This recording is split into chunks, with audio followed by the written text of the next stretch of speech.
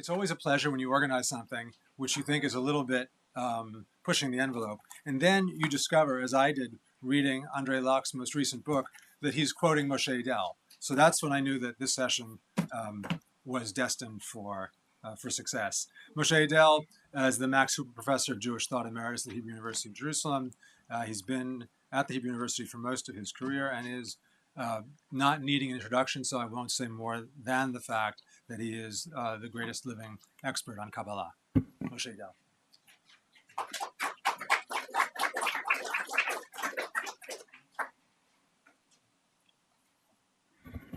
Thank you very much for the invitation. When I received the invitation, I thought that maybe for me it would be better to speak about preservation, not conservation, of active matter. So I should speak more about preservation. You'll excuse me. And then I received another instruction. Don't speak about soma sema. True? Don't speak about, I should speak a little bit nevertheless. In order to understand what I'm going to say. So Western culture, in my opinion, has two different approaches to matter and body. The dominant one, the most important one, is disharmony or dissonance between form and matter. They are very different. Soul and body, intellect and body. And that's a long history of this approach, from Pythagoras to Plato to Aristotle to a certain extent, Neoplatonism, Gnosticism, ascetic Christianity, Neoplatonism of the Renaissance, up to a little bit to the Cambridge Neoplatonists. Body is a problem.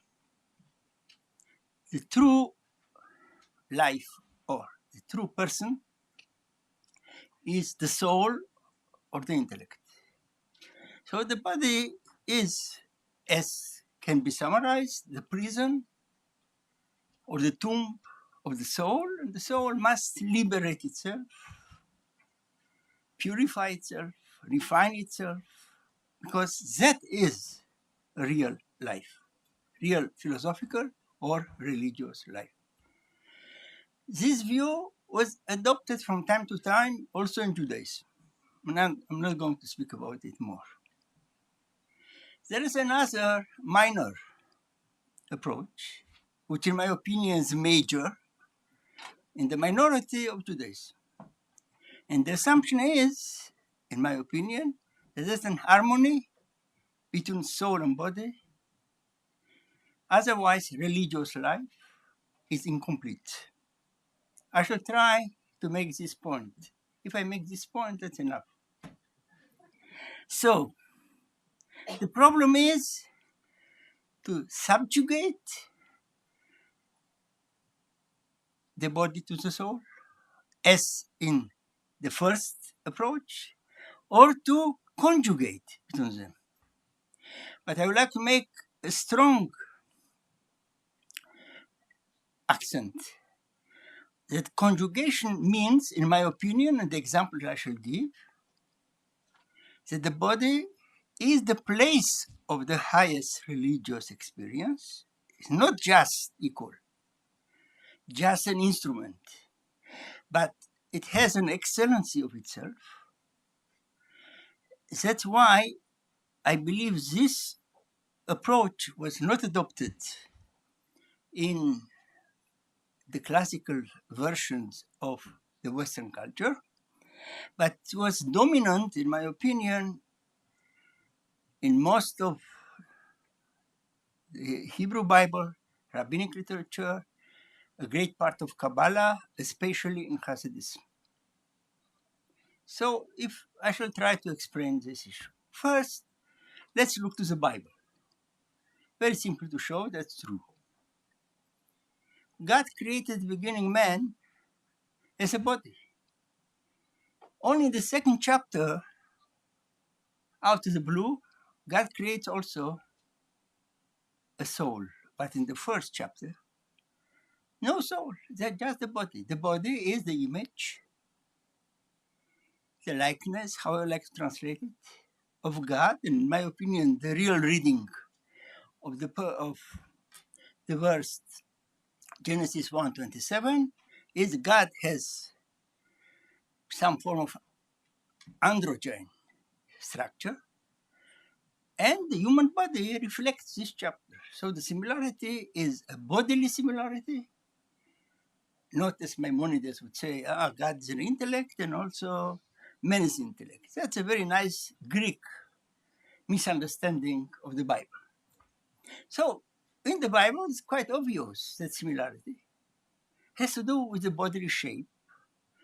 And what is even more important, at the end of the same chapter, it is written that man should multiply and procreate, which is for sure a matter of the body. In my opinion, the two verses in the first chapter means God, unfortunately, cannot multiply. So he created a couple which can do what he cannot do, to multiply the bodily image. So here the body is not bad at all. It is actually the divine and not soul. There is no soul there at all. No intellect. The Bible doesn't attribute intellect to Israelites. It's not important. That's a Greek story. However, I shall bring one more example from the Bible. In a very bizarre, I must say, verse in the book of Job, it's written, and I cannot elaborate here too much, in my flesh I will see God. In my flesh. In Hebrew, mipsari. Very difficult to misunderstand. So, those are representative. I don't say that it's impossible to find in the Bible something somewhere different. And I don't believe there is monolithic approaches in the Bible or Talmud or wherever in Judaism. I believe that representative. If someone will show me an exception, I should gladly accept it. That is also the case, in my opinion, in Rabbinic Judaism. Despite the fact that rarely we can see some influence of Stoicism and Platonism, which I cannot enter here. Believe me, I know. But the general assumption is, and that I like to explain here, like in the Bible, Judaism is a matter of a performing body, not the people of the book, not monotheists, as you read in Wikipedia and in many, many books written by very senior Jewish theologians in the 19th century. That's some superstition. What most of the Jews have done most of the time, they were performing bodies, meaning performing commandments, and for this sake, you need a body, a pure body, better a pure body. But that is my definition of Judaism, if it can be defined at all. So that's also Rabbinic Judaism. Many, many commandments, 613, and in fact much more, which are done basically by the means of the body. The idea of believing God and monotheism is very, very nice. 99% of the Jews never heard the name monotheism, and I would say they wouldn't understand what we're speaking about. If you like to make a check, go to some communities here, say monotheism, we'll see who knows what it is. There's no Hebrew term for monotheism up to today. So, the body is the main agent of religious life, which is based on ritual, not on intellection, not on belief, which means everyone can believe in whatever you like. Rabbis can have their theologies, each of them. But that's not the major issue in Judaism. There was no pope, and it was very difficult to communicate someone because he has a bizarre theology. So this assumption of worship done in the body is found also in the medieval Kabbalistic literature and becomes even stronger in the last phase of Jewish mysticism, Hasidism, where a term was invented for it.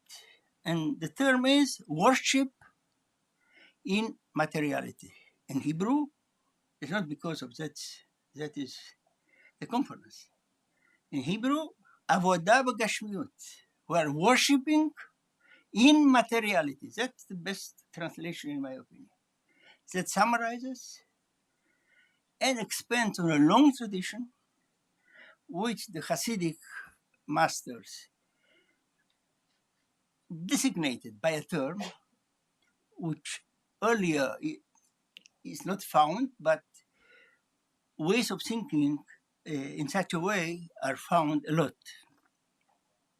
Now, I would like to concentrate now on what the Kabbalists had to say about this approach. So I shall give some examples, all of them relatively bizarre, because we are living in a very different universe than classical Judaism. The most powerful example is a dictum which occurs several times in Kabbalah, maybe 100 times, but again articulates something much deeper.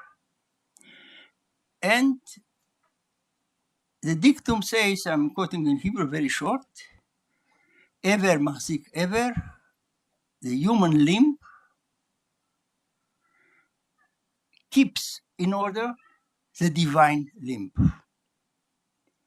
What is ritual? Ritual is an attempt to keep the divine corresponding limb in order. That is machzik. There is another formula which changing one letter. Very important also. The limb strengthens the limb, meaning the human limb, when performs the commandment, strengthens the divine limb. So here it's quite obvious. We're speaking about human limb and the commandment related to the human limb, which strengthens the divine limb.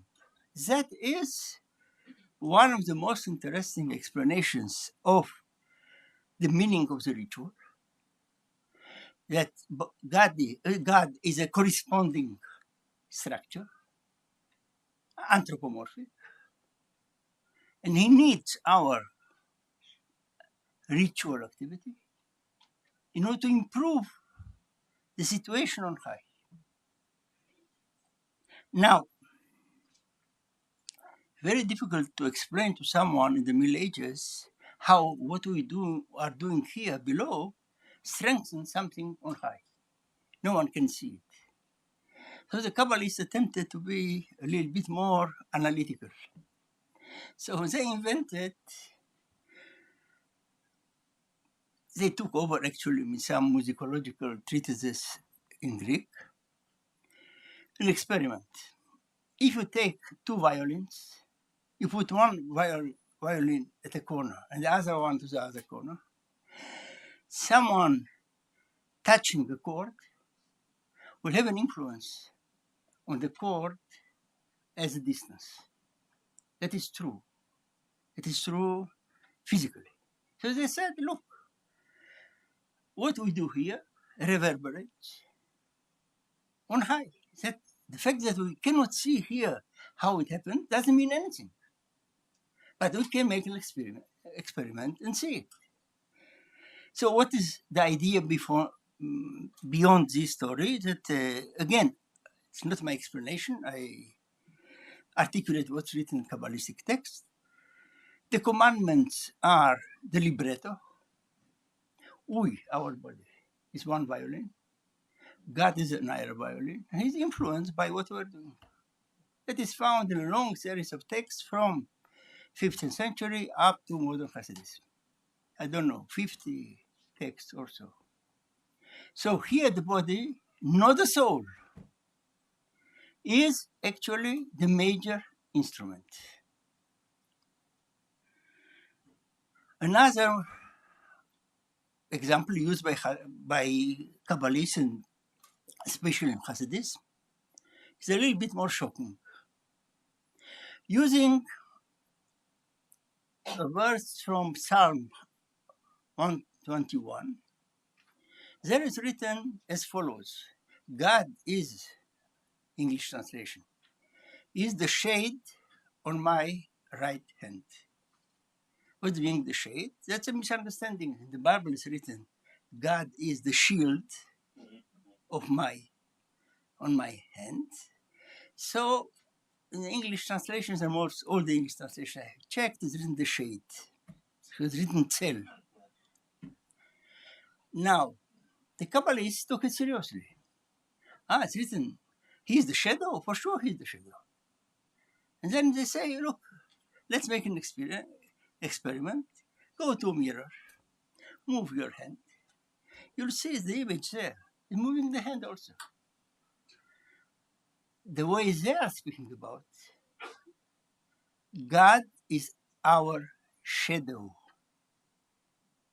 That's found very explicitly. That's impossible to misunderstand. He is our shadow. Whatever we do, he's doing too. We laugh, he's laughing. Like the idea of the shadow. Then they are using also the idea of the magnet. We cannot see how it happens, but nevertheless it happens. And better not to reject the idea of human using the body and the ritual as a way of influencing God. So here, for sure, in order to be able to do it, you need a little bit learning to know how to do it. So you must read some books. But in most of the cases, the mimetical assumption, which is not based on knowledge, but on performing precisely what was done before, suffices. So here the people of the book disappear. I mean, most of the Jews were not the people of the book, but they were the people of the ritual. And their assumption is God needs our activity. If you remember the title of one of the books of a Jewish theologian from New York, God in Search of Man, all this in need of man, all this stuff has to do with the need of God, of our bodily activity, not mental activity, bodily activity. For sure, we need some form of information, how to do, when to do, how to do it exactly. But this information doesn't mean that all the Jews studied and they knew by heart books in order to be able to perform. They were performing because they were born, have seen their grandfather and father and others performing. So, another approach found in Kabbalah, and in my opinion here, that's an influence of what we heard earlier of Hermeticism. The purified body is the place where God descends. I mean, you must purify. How? By performing commandments. If you purify the body, God automatically is coming on the limbs, and that's again the limbs is written there. He's descending on us, and the locus of the experience is your purified body. So I would like to be clear. Not body as body alone. Body performing some rituals imagined to purify and qualify the body for the divine presence, as in all the other cases. So the assumption is not that the body should be escaped in order to be able to have a sublime experience. But on the contrary, if you escape the body, you cannot perform the commandments. So that will be the end of a Jewish life, which does not mean, let me emphasize, there were no Jews who adopted the Greek, Neoplatonic, Aristotelian idea that the intellect is very important and that is also the peak of religious life. We have also something like that, but that's a small minority, a very small minority. Unfortunately, I'm dealing only with this minority. But, but if we look to Judaism as a phenomenon of a little bit more than 2,500 years, what I attempted to explain earlier seems to me to be dominant. And the other experiences of the intellect and the soul are also found, but in small elites which were promoted by 19th century Jewish elites and 20th century Jewish elites, to show that we are fine. Like Kant and Hegel, we have also this type of intellect activity. So, in my opinion, the body is the locus of the encounter on one side. In other cases, the instrument of having an influence of God. And in the two versions, body is never understood as something someone should escape. Now, since I believe I don't have too much time, let me go to the most important example. The most important example I mentioned already shortly. The most important commandment in Judaism is to produce or preserve active matter, and that is the commandment of procreation. That's the first commandment in the Bible. In my opinion, the most important commandment in Judaism, not only in my opinion, many rabbis will tell you the same. And here we have preservation of active matter in a very active matter. Now, procreation is not done by intellect for the time being. Quite obvious that is in Judaism a ritual, not only a commandment, an obligation, maybe the most important obligation. In my opinion, the most important obligation, not because it's the first in the Bible, because that's the way in which rabbinic literature understands it. To give you a famous example, the most important figure maybe in the last 1,500 years in halachic literature, someone named Joseph Caro, the biggest legalistic figure, who wrote many books. It was already in his lifetime a classic. For whatever reason, doesn't matter, didn't have children. So we have his something like his diary.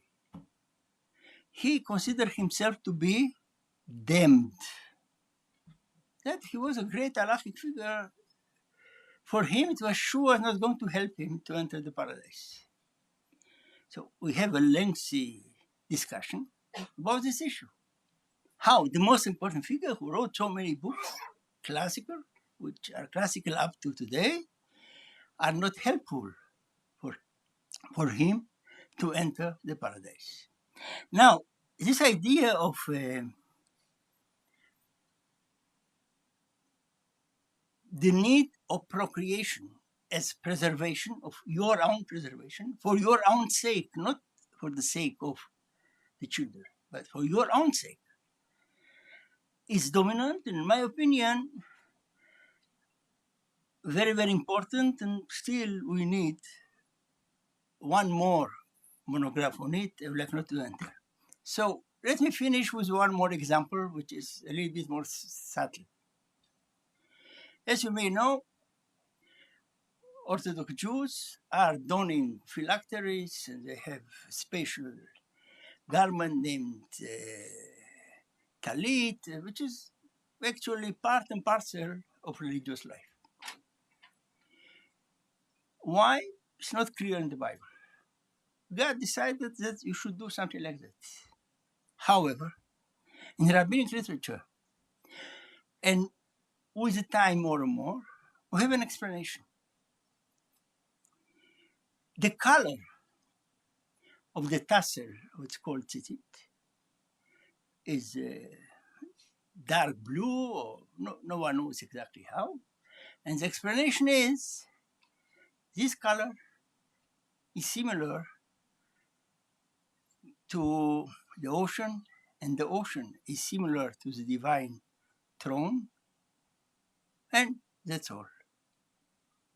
However, this version was completed a little bit later, and the throne is similar to the person on the throne, which means God has a certain color, sapphire color, and we attempt to actually to be similar to him by this contemplation of what?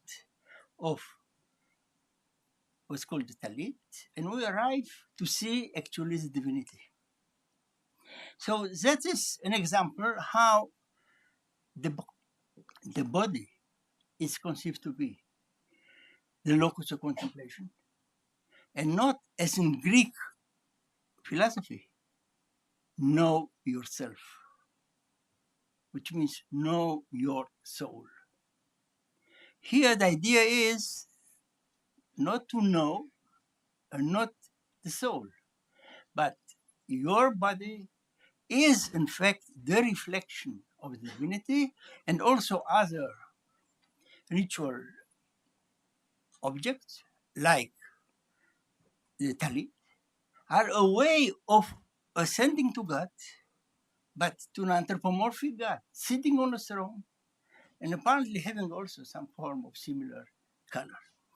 So this active vision of the body consists, in my opinion, one of the most important factors of the continuation of Jews in rather great vicissitudes. Would the Jews adopt the first model of the dissonance between the soul and the body, Judaism will become an obsolete story that maybe in conferences we'll hear about it, but no more. So I hope that I gave you some examples. If you like more, I have more.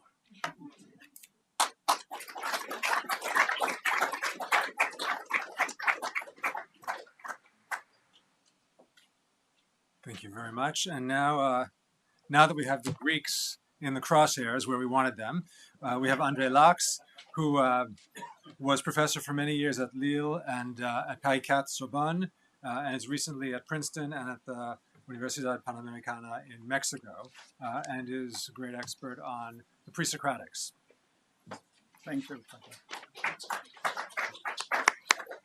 Well, actually, it's quite difficult to come back to Greek matters after we have heard Moshe Idel speaking.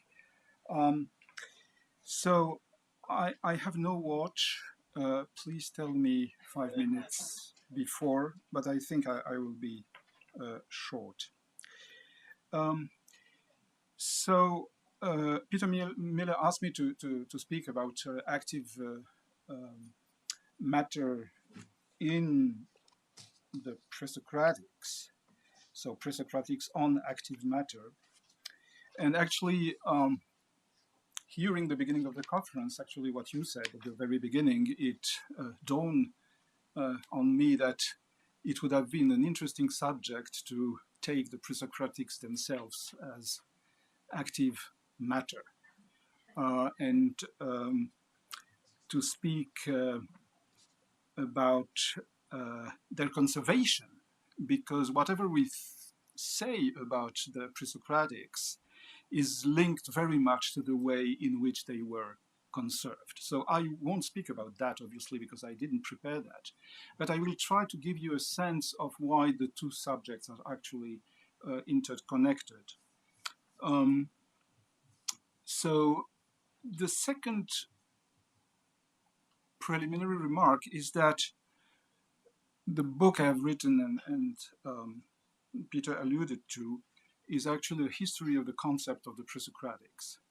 And I've written these books in order to present the notion of Pre-Socratics as an intellectual philosophical construction with which we should be careful, cautious. So I don't want to trash it, but I think it's not as useful as it sometimes seemed to be. And so I don't like actually to treat the Pre-Socratics as a group. I like to treat them as individuals. And although it's not quite false to treat them as a group, I think it's much more interesting to look at them as individuals. And what is striking is that treating them as individuals gives life to a debate that was actually constitutive of the Pre-Socratic activity, and a debate, a philosophical debate, which is surprisingly akin to the one that Dan Garber described when he talked about the conceptual discussion in the 17th century. So we have Cartesians, Pre-Socratics, and we have Moorean, or as I will say, Cadworthian Pre-Socratics as well. So that actually the idea that there is this divide between Pre-Socratics on the one hand and whatever came afterwards, because c'est la faute à Platon, is, to my mind, only partially correct. So I'm not going to be comprehensive. Of course, I won't speak about all Pre-Socratics, and I won't speak about every topics. One topic that I leave aside, for example, and which would have been interesting, is the topic of spontaneous generation. I won't speak about that. I won't speak either about biological analogy, and actually the notion of analogy is very important to understand what they were doing, whether it was analogy or it was direct interpretation of realities. What I will focus on is rather on the very notion of active matter. And I have a very simple suggestion. It's a suggestion that emerged already in many of the talks that we have heard, is that really the problem that we are dealing with is less that of active matter than of animated matter. And I would like to develop this idea. So let me begin by quoting the beginning of a recent article that I wrote, and which is entitled "How the Pre-Platonic World Became Ensouled." So here is what I wrote. Research on and appreciation of Greek philosophical beginnings face two complementary difficulties. First, the material we have to rely on is scarce and may be unreliable. Second, as a consequence, our assumptions and prejudices about what beginnings can or cannot look like inevitably play an enormous role in the assessment of the available evidence. This is particularly manifest when the topic at stake is a philosophically and religiously sensitive one, as is the case with the soul. Itself the result of previous distortions, the relevant material is easily manipulated and unable to withstand anthropological expectations about the person and her afterlife, analytical categories such as animism, and philosophico-historical grand narratives about the development of reason. So it is important, as a matter of fact, to bear in mind that pre-Socratic thinkers are known only through fragments, in the rule rather short fragments, from a couple of words to a dozen of lines, although there are some exceptions. Our knowledge of their doctrine heavily relies on reports, paraphrase, and criticism of later authors. These reports are to a very large extent dependent on Aristotelico-Platonic tradition, which means that our knowledge is also informed by the tradition we are attempting to liberate them from. The situation is all the more tricky than that the very terminology we are condemned to use what we wish to approach independently from Platonico-Aristotelian categories is most likely to be itself dependent of these categories. So, for example, we have already spoken about that. Matter is a neologism introduced by Aristotle, unknown to Plato himself. And the word that became to be translated by matter means wood in Greek. And nobody before Aristotle took it to mean something else than wood. It's Aristotle that invents really the concept. It's a metaphor that becomes then matter. Plato speaks himself of something that is the ultimate substrate of every reality. He doesn't use the word matter. He used a word that in Greek means place, kora. It's a very strange notion, and it's a very strange place because Plato's place is not the place. It's a kind of magma which is agitated, which is in motion, in chaotic motion. And in this chaotic motion, initial motion, the god, the demiurge, is going to put order. The Pre-Socratic ignore, of course, this concept of matter or kora, and even more the idea that this matter may be essentially passive. And the same is true of the words that refer to activity, at least as an abstract concept. So the question is, how do we question the Pre-Socratics on active matter if they don't have activity and they don't have matter? This doesn't mean, however, that Pre-Socratics didn't work with notions that are functionally equivalent to those of matter and activity. Water, air, fire, earth, the four so-called elements that Plato and Aristotle took up directly from Empedocles, with the qualities that belongs to them, are all around the place in Pre-Socratic thought, and they are also active in the sense that they have active properties. The hot and the fire heats, the watery and water evaporates, etc. These active features of the matter are often called dynamis, that is, powers. A very interesting name, because it is the one that Aristotle will choose in order to refer to this passive matter, dynamis in the sense of potentiality. So it's extremely interesting that the same word begins by being active and ends up by being passive. And so we distinguish now between power and potentiality, but it's the same Greek word. And of course, when Leibniz comes in, he gives another sense to dynamis when he puts force into it.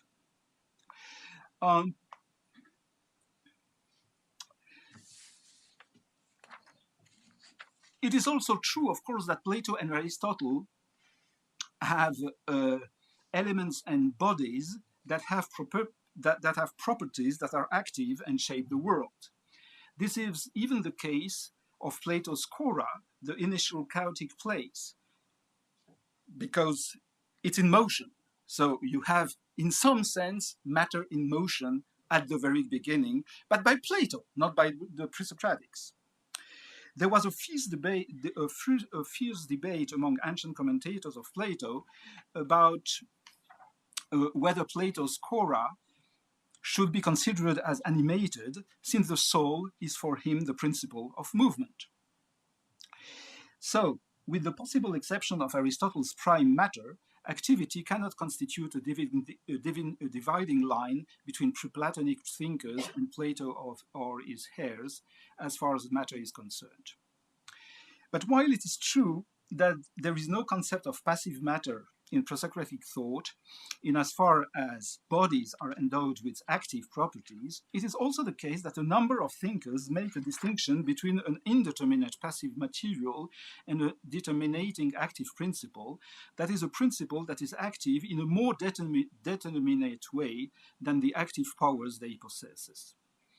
Thus, Parmenides, Empedocles, and Anaxagoras, three of the most important Pre-Socratic thinkers, have an equivalent of a Platonic demiurge that is of an ultimate craftsman that organizes an available material and gives shape to the world.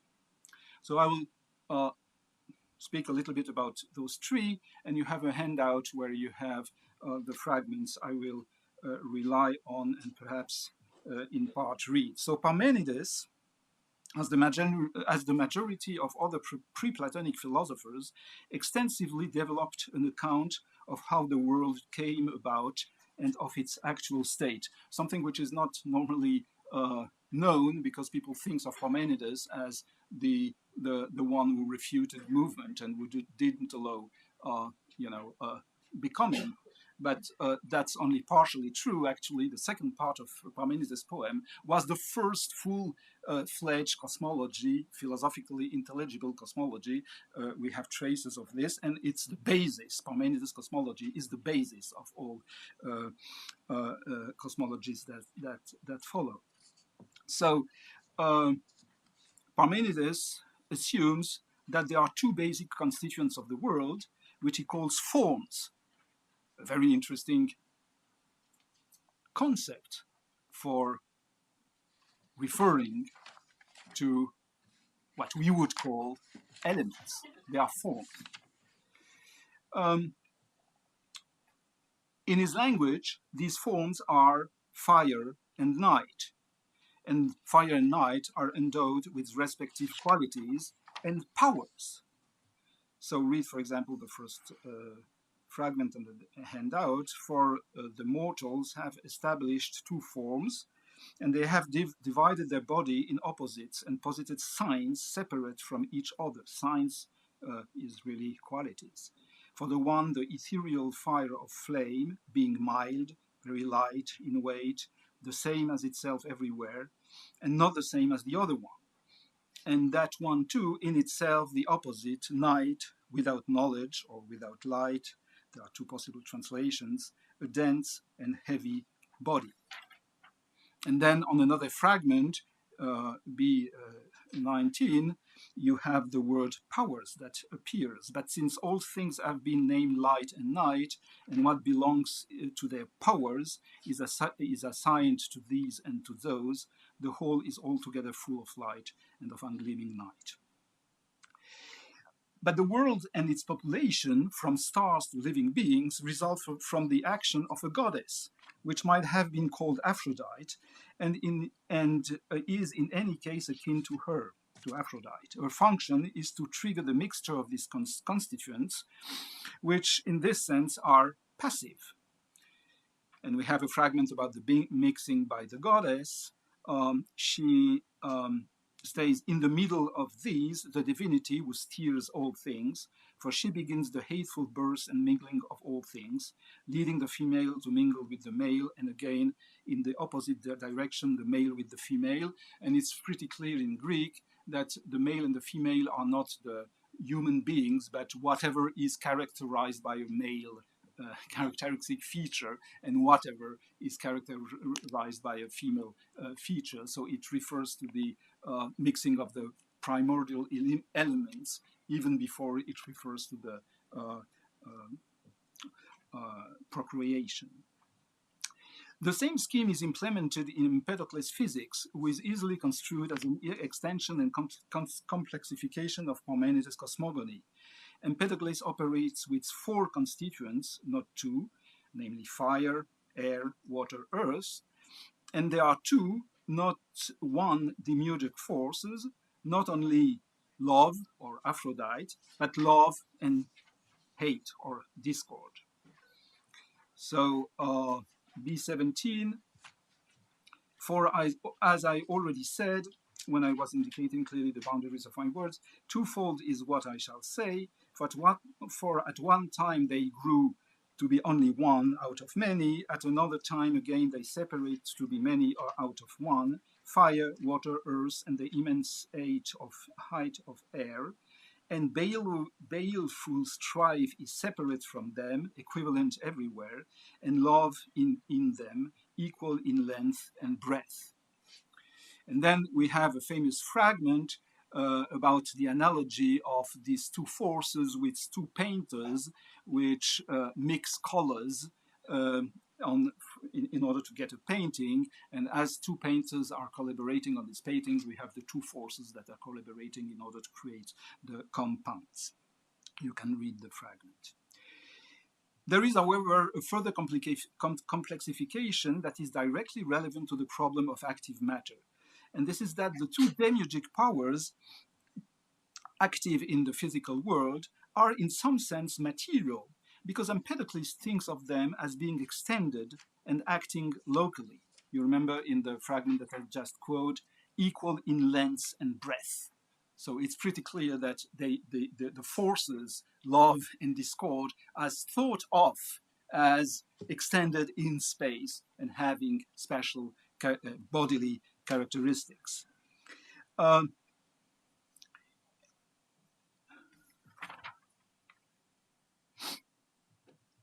Can we say that these are instances of active matter? If you describe love as extended and hate as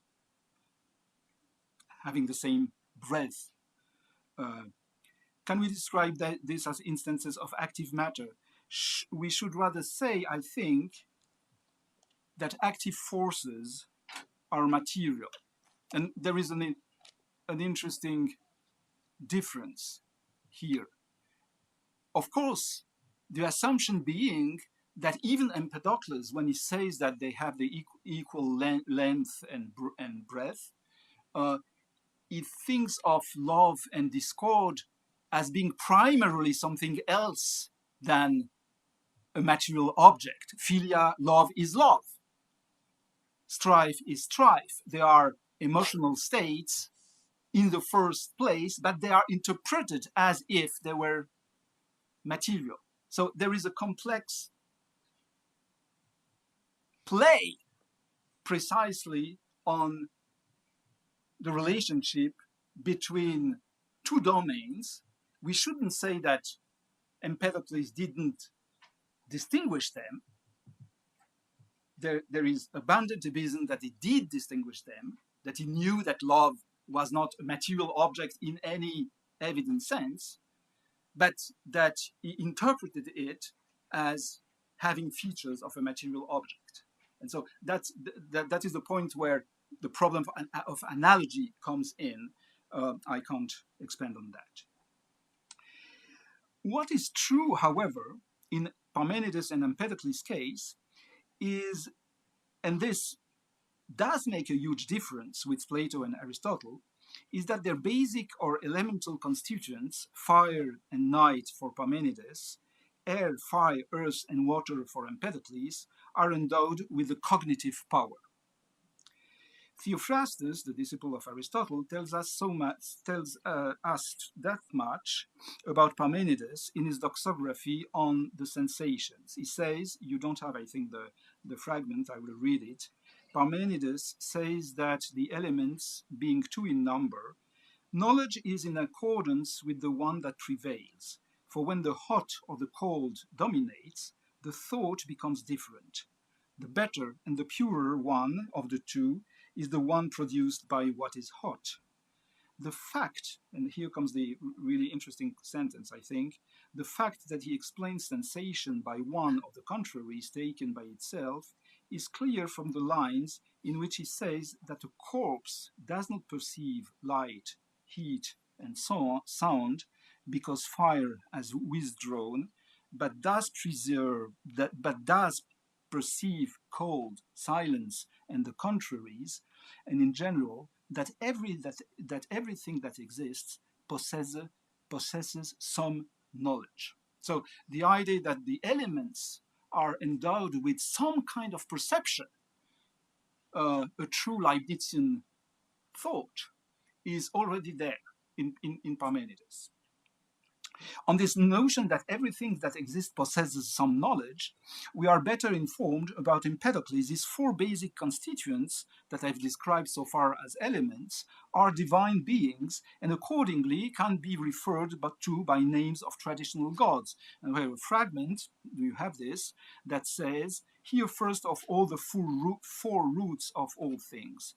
Zeus the gleaming, Hera who gives life, that's air, Adonius, that's earth, and Nestis, who moistens with her tears the mortal fountain. Nestis is a secondary goddess, which is here for water. People normally read this fragment as an allegory, and so, namely, what the traditional gods, Zeus, Hera, Hades, and Nestis, are really nothing but these elements. But that's not obviously what Empedocles is saying.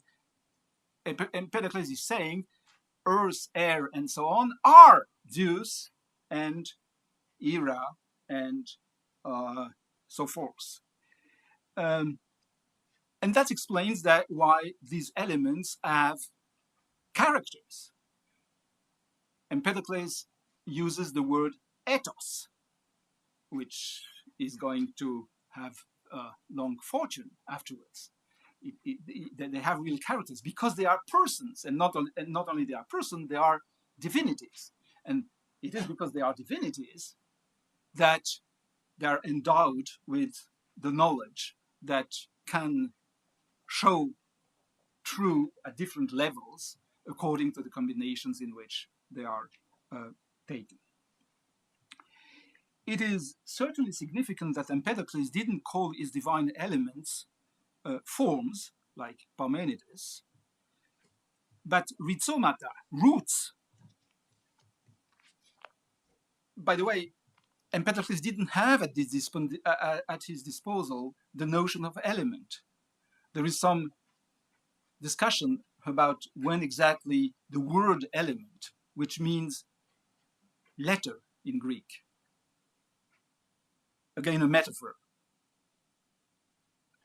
The stoikeion is the letter of the alphabet. And it becomes the element because there is this idea that the world is composed of quasi-letters. So if you want to isolate the ultimate constituent of the universe, you take the analogy of the alphabet because you can form so many words out of a reduced number of elements. But of course, Empedocles has the idea, but he doesn't have the word. But the word that he has doesn't exactly mean what will be meant by element, because obviously rhizomata has something vegetal about it, which conveys the idea that the elements are active in a sense that is not provided by the word element. Okay, so here the story gives complicated, about Empedocles becomes complicated, I leave it. Let me take as a last example of the complexity of the situation and actually of the inner discussion that went on among the Pre-Socratics by talking a little bit or evoking the figure of Anaxagoras. Anaxagoras, who is simpler in a sense, and probably the thinker that is closest to a matter-mind distinction. Although his mind, again, is a certain stuff, and has, of course, no word for matter either. In Anaxagoras, constituents are not 2 or 4, but much more numerous, although it is not clear how many of them there are, probably an infinity. It's possible that Anaxagoras plays with the idea of an infinite number of different constituents that are not atomic but different in themselves. But what is clear is, on the one hand, that these constituents are radically different from the mind, and on the other hand, that the mind is the quasi-demiurgic force that moves and organizes them.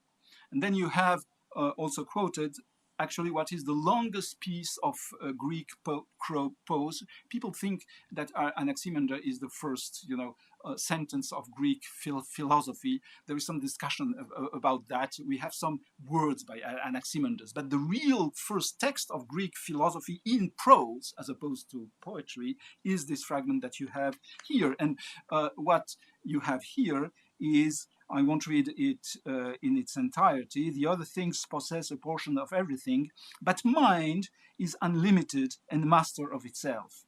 It has not been mixed with anything, but is the only one to be itself by itself. And he has argument for that. So, I mean, here you have the Platonic distinction between mind and matter in some respect. You can't have you don't have a Pre-Socratic, being. Of course, he doesn't use the Platonic terminology that he doesn't have, but he has clearly a distinction between mind and matter. If you want, he is the Cartesian of the most Cartesian of the Pre-Socratics, and is also the most Platonic of the Pre-Socratics. And it's not, by chance that actually Plato in the Phaedo looks to Anaxagoras as the first one who had some kind of insight in the true reality of things. How much time do I have? 5. Okay. So let me just skip what I wanted to say about the relationship between Pre-Socratics and 17th and 18th century discussion, and come back to the magnet, to the beginning of Greek philosophy, to Thales. So we have had this mention of the magnet more than once today. And what I would like to suggest in the few minutes that I have is how you construct a totally false view about what a Pre-Socratic may have thought on the basis of an information that concerns the magnet. Okay. So it's really simple. You have 3 or 4 of these reports. Thales didn't write anything. Even Aristotle knew what he knew about Thales only by hearsay. He says so. But what Thales is known for, apart from his engineering capacities, is that he said, or he claimed, that the magnet had a soul, and he also claimed that everything is full of gods.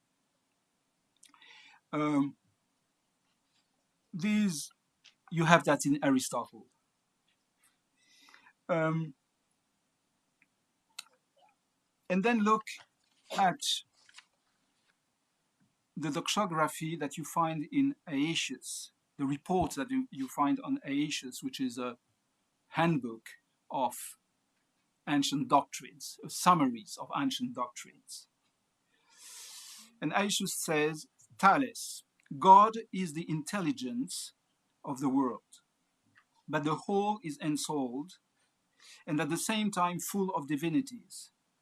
And the divine power passes also through the elementary moisture and moves it. Of course, Thales is also known for having said that everything is water. So there are 3 really tenets. Everything is water, the magnet has a soul, and everything is full of gods. So you see how from a notion that the magnet is a specific object, very particular, and which is in some sense a living thing because it has the capacity to move other things. It doesn't have the capacity to move itself, but it has the capacity to move other things. And so it is endowed with something which resembles life, but it's a specific object. But on the other hand, Thales said that everything is full of gods. You put the 2 together and you have a soul, a whole world that become ensouled. And so Thales is represented as not only the first philosopher, but the first hylozoist. And so hylozoist? hylozoist. So no, he is not. Hylozoist means that he thinks that life is in matter. That matter is not only active, but matter is animated. My contention is that he was an exception among pre-Socratic philosophers. I have another example of that I can't talk about. But it was a possible position to adopt among many others, and so we should stop to think about pre-Socratics as giving an alternative worldview to whatever came afterwards. Thank you.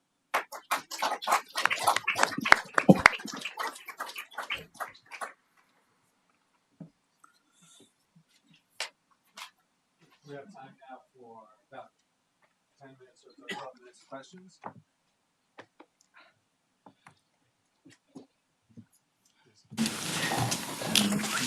May I have two questions? One for Professor Idel and one for Professor Lax. Professor Idel, the example given by the Kabbalists of the musical instrument that makes the other musical instrument vibrate. This example also occurs, as you know, in Plotinus' Aeneid. Is there a possible connection? Is it possible that Plotinus would be an indirect source of this example? No, not sure. I put it, the Kabbalists took it from some source. Mm-hmm. The problem is not the origin. The problem is, what is the meaning? The meaning of attributed by the Kabbalists is that the violin, one violin is God, which for Plotinus would be very bizarre. So, source is one story, and I mentioned they took the experiment from some sources known in the Renaissance period, 15th century. However, the meaning is totally different. So I would like not to enter now what is research, to find the source or to find the meaning. And to Professor Lax, I was interested about what you said about Thales, because Sorry, can you say? Yes, about Thales. Thales animate magnet, because as you know, this example is one of the basic idea for William Gilbert's animate conception of magnetism, and this example was strongly rejected in the Middle Ages. It was the opposite view, because in the Middle Ages, of course, it was impossible for a stone to be endowed with a soul. So it's very interesting, this, va-et-vient between these ideas. So I don't know if you can say anything more about this. Well, actually, it's. I think that there is also a terminological problem in there, because it's, soul is not. Even soul is not a concept that is available really to pre-Socratic thinkers. Soul means life. Okay, so another question is, what is life? But I mean, there is, I think, intuitively, an understanding that soul is we think of soul as a kind of substance. Plato thought of soul as a kind of substance. Aristotle did not really, as you know, Aristotle, soul is a structure. It's not an independent structure. It's not an independent substance. It's a structure. And in some sense, translating, in some cases, the Greek word psyche by life, even in Aristotle, is more understandable than translated by soul. So the whole point is that when we say that, when Aristotle says that Thales thought that magnet had a soul, we are not even sure that he said that, and not that he had life. Whether that changes, ontologically, it must change something. So, I mean, this kind of question is extremely fascinating, but I don't know if there is any definite answer about that. And, you know, one of my points is just to make alert about the complexity of the question. So, and terminology plays a great role. So, I didn't really answer your question, but the problem is that, yes, magnet was, you know, paradigm example. And that's interesting because well, I think it was during your talk that somebody asked whether that was, you know, a universal characterization, or how do you build a universal characterization of what matter is on the basis of a single example that is represented by a marginal case as magnet. So, and what is striking in the case of Thales is that on this basis, which probably was most tiny, you build up, you know, the idea of a full-fledged illozoism. And that was what, so, sorry, it's not exactly the... I have a question for both of you, and I apologize in advance, it's a little bit simplistic, because it's not really philosophical, but from the historical context of pre-Socratic thinking, that is to say, where and how they lived, actually, if they actually lived, and they actually existed, what can we tell about how environment informs this type of philosophical thinking? The same a question to you, Professor Idel. You mentioned the Hasidics, and especially the example of the clothing is very unique, right? Because to my very limited knowledge, Hasidic Jews do dress as Polish aristocrats, or at least today they dress as Polish aristocrats. And I wonder to what extent this extravagant type of clothing actually informs this example that you have given.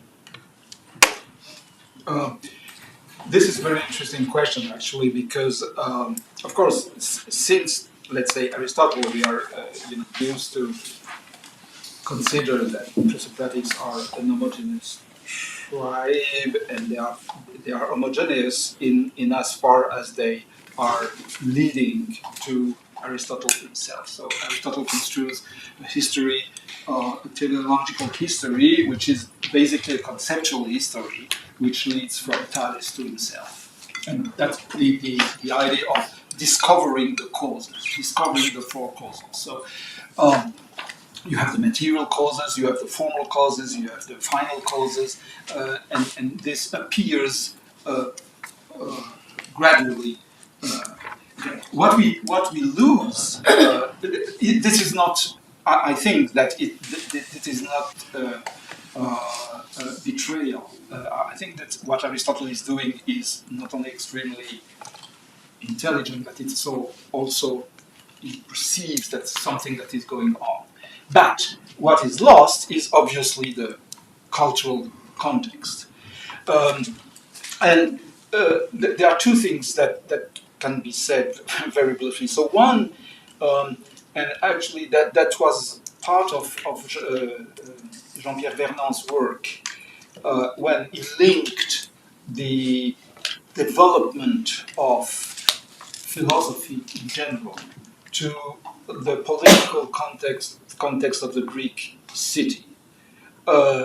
Why? Because in Greek city, what you do is to discuss. Basically, you have free speech, and so it's a very new notion that somebody can assert something and defend a point of view that can be contested by others. So you have so that's one type of answer.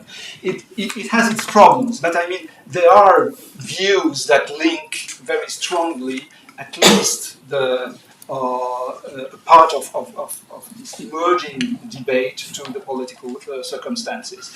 On the other hand, if you take somebody by like Empedocles and so on, is very much rooted in the Pythagorean tradition, Sicily, so that's not the East and the West, and it has distinctive feature basically linked to preoccupation of about the afterlife. So it's not that. So it's it's eschatological, kind of eschatological. So, and this is linked to circles which are more esoteric, and so on. So you can build typologies, and refine on typologies, and part of the interpretation, the philosophical interpretation, can profit from this kind of considerations, but it's not reducible to it either. So, Thank you. Let me explain at the beginning the question, and then I shall answer. All right. So what is the question? The question is, look, Hasidism was very similar to what happened from the point of view of garments in Poland. So maybe they were influenced by the environment. My answer is very similar to what I told you, for sure. Hasidism was the most open Jewish movement, which I'm going to demonstrate in a second. Not only garment, music. Hasidic music is gypsy. Drinking, not exactly Jewish before.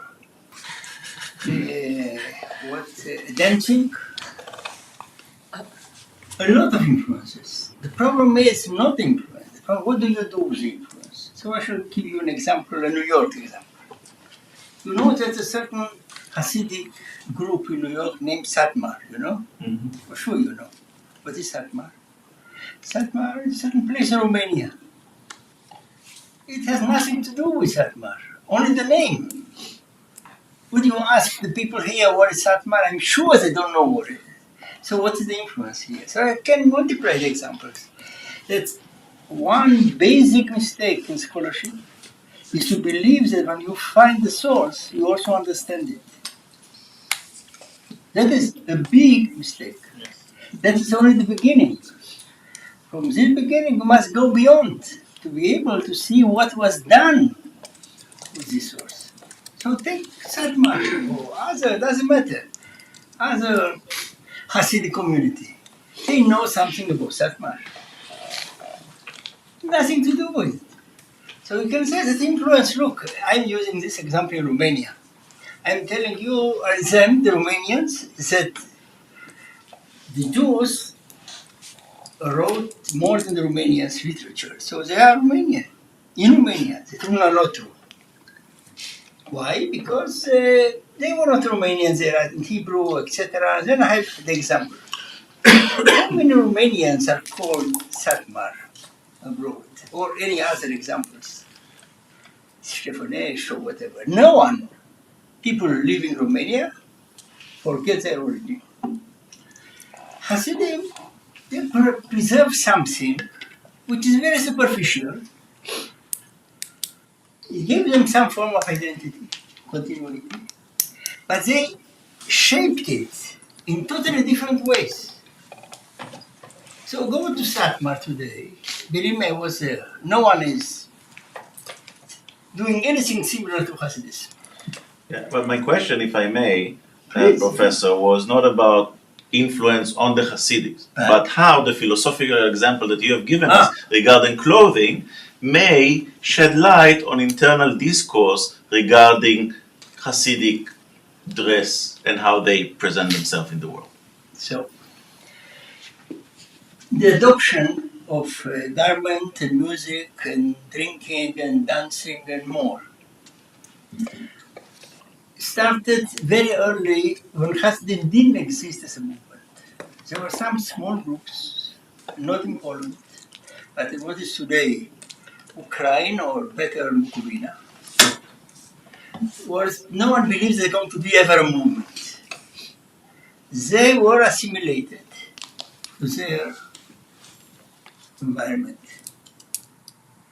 Later on, when they developed their own way of life and philosophy, still keeping the same external, I will not emphasize, external elements, but shaping it in new ways.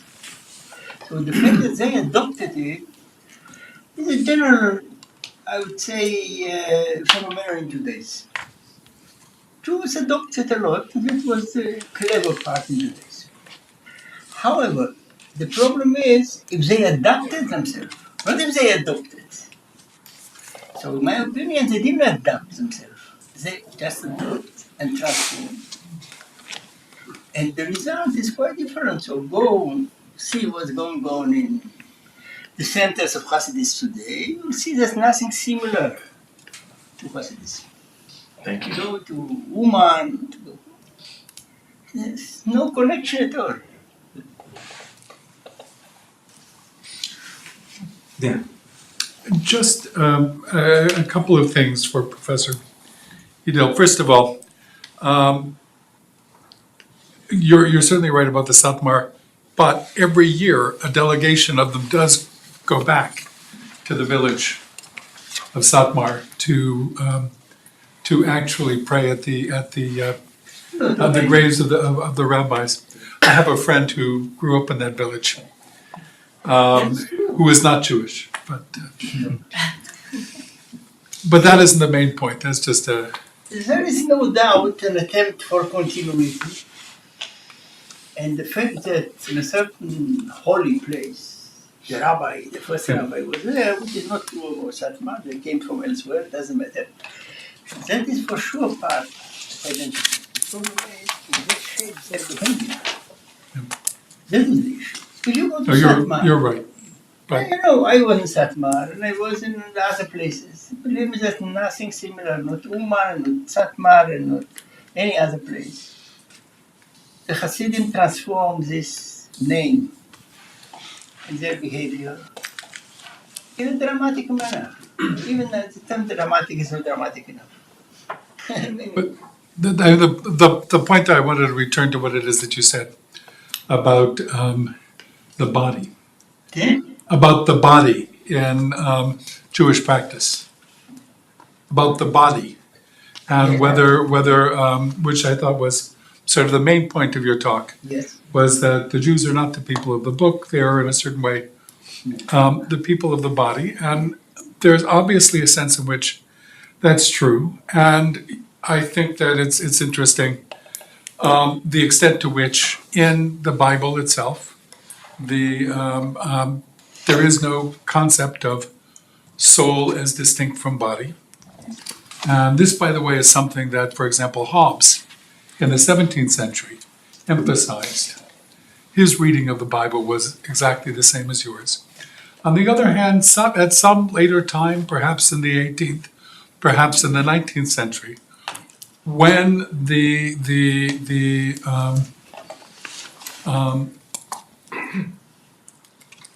when people began to talk about the Jews as the people of the book, one might argue that whatever it is that they were in biblical times, whatever it is that they were before, they in a certain way may have transformed themselves into the people of the book. And you're absolutely right that there are 613 commandments that largely have to do with rituals that involve the body.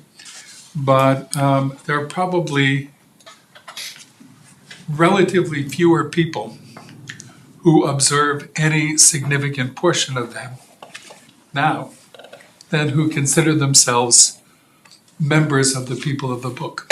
So, which is to say that whatever they may have been before, can people sort of transform themselves in that way? Look, I cannot tell you they are or not part of the body. I'm not a theologian, I'm not a pope. If they consider themselves, they're from. So let me explain. Judaism, like any other phenomenon, is an historical phenomenon which changes over time. Which means also in the Middle Ages, there were Jews, they mentioned very shortly, who were very similar to the Greek paradigm. To give you an example, a major example, Solomon and Gabriel never married. Maimonides, the great Maimonides, married, I don't know, he was almost 50. Didn't have time to marry. He has philosophy. So, for sure there are elements in Judaism, the elite, which adopted themselves to the ideals of the Greeks. And they created more than the other Jews. Let me be very clear. The Greek creativity is incomparably greater than the Jewish one in ancient and medieval up to today. So that was not my point. My point is,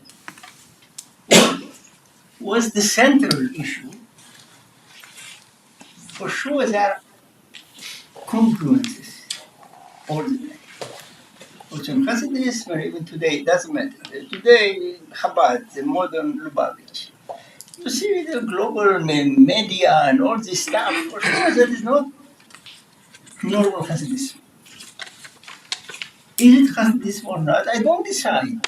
I'm not here or anywhere deciding if someone belongs or not belongs. It's up to him.